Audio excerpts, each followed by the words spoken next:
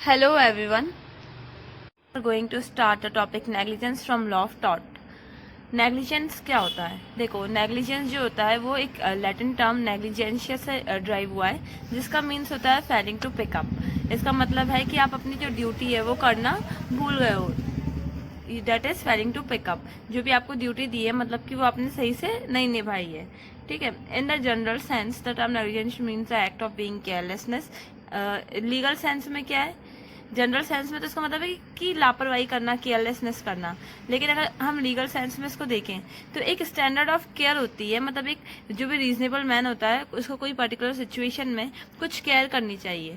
ठीक है, जहाँ पे उसकी लीगल ड्यूटी बनती है कि वहाँ पे वो केयर करे, उसको दी जाती है लीगली एक ड्यूटी, लेकिन वो उस ड्यूटी को ऑमिट करता है और वहाँ पे वो केयर नहीं करता है, तो मतलब है कि वो नेग्लिजेंट है, उसने लापरवाही की। ठीक है, अब डेफिनेशन जो है नेग्लिजेंस की ये विनफील्ड जो है, विनफील्ड एंड जॉल्विक उन्होंने बताया कि जो नेग्लिजेंस है is a breach of legal duty of care by the plaintiff which result is undesirable damage to the plaintiff. इसका मतलब होता है कि आपको कोई भी लीगल ड्यूटी दी गई है केयर की, कि आपको इस चीज़ का ध्यान रखना है, या जो भी पर्टिकुलर सिचुएशन है इसमें आपको केयर करना है। ठीक है, दी गई। प्लेंटिफ और डिफेंडेंट दो लोग मैंने आपको बताया था। प्लेंटिफ मतलब जो केस करता है, डिफेंडेंट मतलब जिस पे केस हुआ होता है। तो प्लेंटिफ ने डिफेंडेंट को कोई लीगल ड्यूटी दी और डिफेंडेंट ने वो लीगल ड्यूटी को ओमिट किया, तो वो क्या हो गया?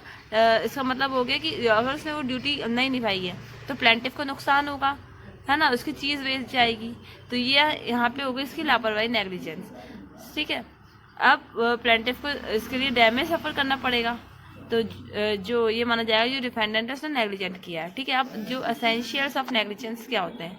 हमें 6 असेंशियल रिक्वायर्ड है नेग्लिजेंस का एक्ट के लिए।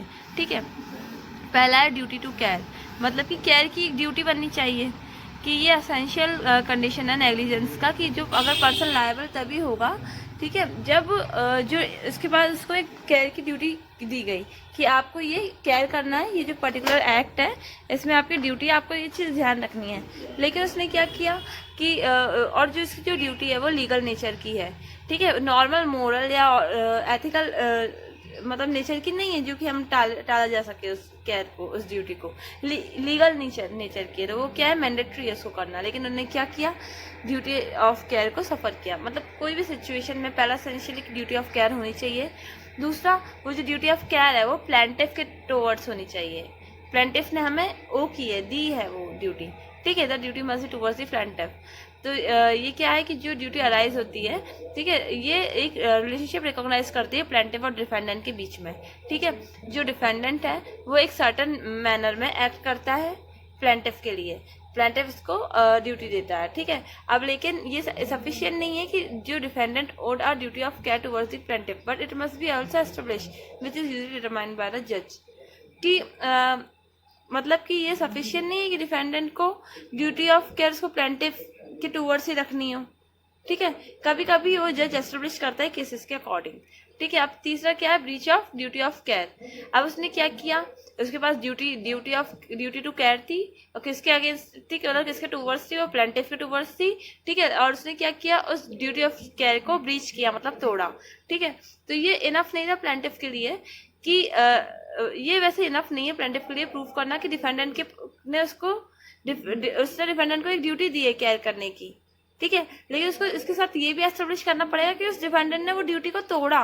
मैंने उसको वो ड्यूटी दी थी, जरूरी नहीं है प्रूव करना अकेला, इसके साथ साथ ये भी प्रूफ करना है कि इसने उस ड्यूटी को तोड़ा। ठीक है, ब्रीच इज द ड्यूटी, जो भी उसका लीगल राइट था, मतलब उसको क्या बोलते हैं, उसकी लाइबिलिटी थी डिफेंडेंट की कि उसको केयर करे, उसकी ड्यूटी थी, वो उसने क्या किया, ब्रीच की, तोड़ी। ठीक है, actual cause cause and fact. अब इस सिनेरियो में क्या हुआ कि जो प्लेंटिफ था, जिसने डिफेंडेंट को स्यू किया था कोर्ट में नेग्लिजेंस के लिए, उसके पास लाइबिलिटी है प्रूफ करने की कि डिफेंडेंट ने वायलेशन किया अपनी ड्यूटी का, तोड़ा। तो जो एक्चुअल डैमेज उसको जो हुआ है, लॉस जो प्लेंटिफ को हुआ है, वो क्या करे, रिकवर करना है उसको लॉस का जो भी कंपनसेशन वगैरह मिले। ठीक है, अब जैसे फॉर एग्जांपल मान लो कि एक बस है, बस स्ट्राइक्स अ कार, तो एक बस आ रही है और उसने पीछे पीछे आके कार ड्राइवर को हिट किया। ठीक है। तो बस ड्राइवर की जो एक्शन है कि यही तो एक्चुअल कॉज ऑफ एक्सीडेंट है, इसी से तो एक्सीडेंट हुआ, ठीक है। जहाँ पे इसकी ड्यूटी टू केयर थी बस ड्राइवर को चलाने में, मतलब केयर करनी चाहिए थी। तो ऐसा तो ये सब पूरे रोड में मतलब जितने लोग चल रहे हैं उनके टूवर्ड्स ड्यूटी है उस बस ड्राइवर की कि जितने लोग चल रहे हैं सब सेफ रहे, सही से वो चलाए। लेकिन यहाँ पे एक पर्टिकुलर ड्यूटी बनी उस कार ड्राइवर के लिए, उसकी बस ड्राइवर की, कि उसने हिट उसको किया, ठीक है। तो यहाँ पे क्या हुआ कि जो बस ड्राइवर का जो वो था कॉज ऑफ, मतलब उसका जो कारण था हिट करने का वही कॉज बना, ठीक है। अब नेक्स्ट है प्रॉक्सिमेट कॉज। अब प्रॉक्सिमेट कॉज का मतलब होता है कोई विद लीगल कॉज, ठीक है, दैट लॉ, जो कि उसे लॉ रिकॉग्नाइज कर रही है कि हाँ ये कारण है इंजरी का, पहला कारण है, ठीक है। It may be not be the first event set in motion sequence of event led to an injury and it may not be very last event before the injury occurs. Instead of this action that prove force in consequences without intervention from anyone else, a defendant in a negligent case only be responsible for those damages that the defendant could have foreseen through his action। देखो ये नहीं है कि मान लो remoteness of चीज जो होती है डैमेज, कि मतलब उससे कितना आगे तक नुकसान पहुंच सकता है, उतनी रिमोटनेस को कंपनसेट नहीं करेगा। मतलब जो डिफेंडेंट है वो उतना ही कंपनसेट करेगा कि जिसको उसको लगता है कि हाँ मेरे हिट करने से ये कॉन्सिक्वेंसेस बन सकते हैं, ये इफेक्ट हो सकते हैं, उसको पता है फोर्सेन है कि हाँ ये हो सकता है, तो उनके लिए लायबल है। अब उससे रिमोटनेस और आगे तक के डैमेज के लिए नहीं, जो कि वो सोच नहीं सकता, ठीक है। अब consequential harm to the plaintiff को हार्म होना जरूरी है इस केस में, ठीक है। Proving that the defendant failed to exercise reasonable care is not enough, it should also be prove that a failure of, जरूरी नहीं है कि जो उसने डिफेंडेंट ने अपनी ड्यूटी तोड़ी तो यही प्रूव करना जरूरी नहीं है। और ठीक है ड्यूटी तोड़ी और प्लेंटिफ को हार्म नहीं हुआ, फिर क्यों उसको कंपनसेशन मिलेगा? उसके लिए ये भी प्रूव करना पड़ेगा ना कि प्लेंटिफ को हार्म हुआ उसके ड्यूटी ब्रीच होने से, ठीक है। तो consequential harm to plaintiff is also necessary ingredient of negligent, ठीक है। अब जो हार्म होता है इन तरह का हो सकता है, बॉडीली कोई हार्म हो सकता है, आपकी रेप्यूटेशन को हो सकता है, कोई मानहानि करे, कोई रिफॉर्मेशन करे आपको, तो ये सब हो सकता है। प्रॉपर्टी को लेके हार्म हो सकता है, आपका कोई फाइनेंशियल लॉस हो सकता है, ठीक है। अब डिफेंडेंट जो है अगर उसकी गलती है, उसके एक्शन से अगर सफर करता है प्लेंटिफ, तो डिफेंडेंट को कंपनसेट करना पड़ेगा इसमें प्लेंटिफ को, ठीक है। व्हेन सच डैमेजेस अगर प्रूव हो सकता है, हो जाता है ये डैमेज, तो डिफेंडेंट बाउंड है, उसको देना ही पड़ेगा प्लेंटिफ को वो डैमेज जितने भी ऑकर हुए हैं, ठीक है। अब रेप्स इप्सा लोक्यूटर क्या होता है? रेस इप्सा लोक्यूटर एक लैटिन फ्रेज है, इसका मतलब ये होता है कि जब थिंग्स स्पीक फॉर इटसेल्फ, घटना जो होती है वो स्वयं बोलती है। जो जैसे जैसे जो कोर्स ऑफ एक्शन हुआ, जो घटना हुई, तो ये इस सब को देख के लगता है कि हाँ ऐसे ऐसे चीजें हुई होंगी, डिफेंडेंट ने ये किया होगा तो प्लेंटिफ को लॉस हुआ होगा। तो जो घटना है हमें खुद ही सर्कमस्टेंशियल एविडेंस मिल जाता है कि हाँ इन सर्कमस्टेंसेस में ये चीजें हुई होंगी। तो रेप्स ऐसा लोक्यूटर जरूरी होता है जिससे प्रूव हो सकता है कि डिफेंडेंट नेग्लिजेंट है या नहीं है, ठीक है। अब कुछ डिफेंसेस मिले हैं, डिफेंडेंट को बचाव मिले हैं कि वो अपने बचाव में क्या क्या देख सकता है। पहला है contributory negligent bye the plaintiff. अगर प्लेंटिफ का भी उसमें हाथ होता है उस डैमेज में, मान लो जो बस ड्राइवर कार ड्राइवर वाला था, अब वो कार ड्राइवर वाला ही रॉन्ग साइड से जा रहा था और बस ड्राइवर से उसकी टक्कर हुई, तो यहाँ पे क्या हुआ? कॉन्ट्रीब्यूटरी नेग्लिजेंस हुई, दोनों की लापरवाही हुई, कार वाले की भी हुई, बस वाले की भी हुई, ठीक है। तो यहाँ पे ये वो बन जाएगा, कॉन्ट्रीब्यूटरी नेग्लिजेंट का बचाव उसको मिल जाएगा। तो जितना भी डैमेज देना चाहिए था उससे कम देगा वो, ठीक है। ये जो कॉन्ट्रीब्यूटरी नेग्लिजेंस है ये लैटिन मैक्सिम पे डिपेंड है, वॉलंटायर नॉन फिट इंजरी है, कि आप आगे होके कोई भी परिस्थिति में कोई भी ऐसे एक्शन में पार्ट लेते हैं जिससे हार्म आपको ही होता है, आपको पता है, तो उसमें क्या होगा? आपको कंपनसेशन नहीं मिलेगा, आप क्लेम नहीं कर सकते हो डैमेजेस के लिए, ठीक है।